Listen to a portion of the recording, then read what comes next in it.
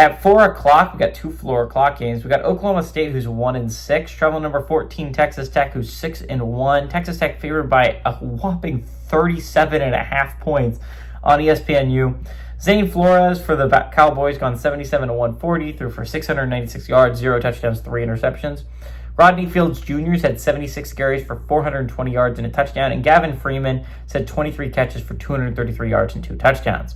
Baron Morton for the Red Raiders gone 104-152, thrown for 1,501 yards, 13 touchdowns, 3 interceptions. Texas Tech he did not play last week. They could probably survive this week without him, in all honesty. Cameron Dickey is at 100 carries for 631 yards and 8 touchdowns, and Caleb Douglas had 28 catches for 414 yards and a touchdown. Oklahoma State is actually 24-24 against Texas Tech all time. Again, a very even rivalry right now. Last game did go to Texas Tech in 2024, but Oklahoma State had won the previous 3. 2019 was the last time Texas Tech was able to beat Oklahoma State at home, and McGuire is 1-1 against the Cowboys during his tenure at Texas Tech. It is going to be 2-1.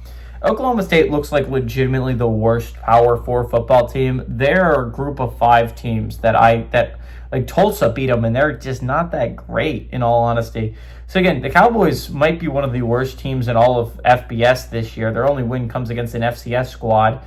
Compare that to Texas Tech, who looked like the favorite to win the Big 12 last week.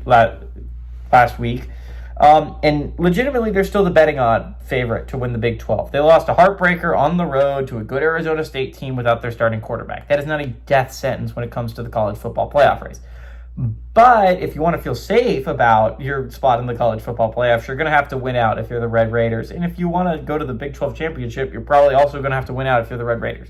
That being said, it's not that hard to win out. If, in all honesty, for Texas Tech, they still have games against West Virginia and UCF on their schedule, not to mention Oklahoma State here. The only ones that are somewhat interesting is the trip to Manhattan, Kansas. Kansas State's not a great football team. As final draws go for Texas Tech, you could not ask for a better, easier final 5-game stretch or whatever. I said that last week for the Arizona State game. If they won the Arizona State game, they would be sitting pretty to go to the college football playoffs. They did not win the Arizona State game, but they're still not in the worst spot ever. The one that's very scary if I'm a Red Raiders fan is they play BYU. That one's at home, but they still play the Cougars. One of the best teams and definitely one of their biggest threats to winning the Big 12 and getting that college football playoff spot. The Cougars have looked very, very solid this season. They are the Texas Tech's, I think, biggest contender to winning the Big 12. Now, again, Texas Tech is not in first place anymore thanks to that loss. You're sitting in the next group. Right now, it's Cincinnati and BYU. But again, Cincinnati and BYU play each other on that schedule.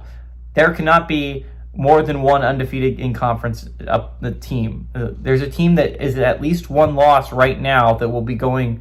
Well, actually, that's not true. Cincinnati could end up going. But like what I'm saying, or BYU. One, at least, bare minimum, one of the teams in the conference championships will have a loss heading into it. So again, big games for Texas Tech coming up against BYU. I think Texas Tech's going to take out some of their anger against Oklahoma State. 37.5 points is a lot for me to give. I think Texas Tech wins, and I like them to win by a lot, but not by 37.5. You cannot expect me to back that number.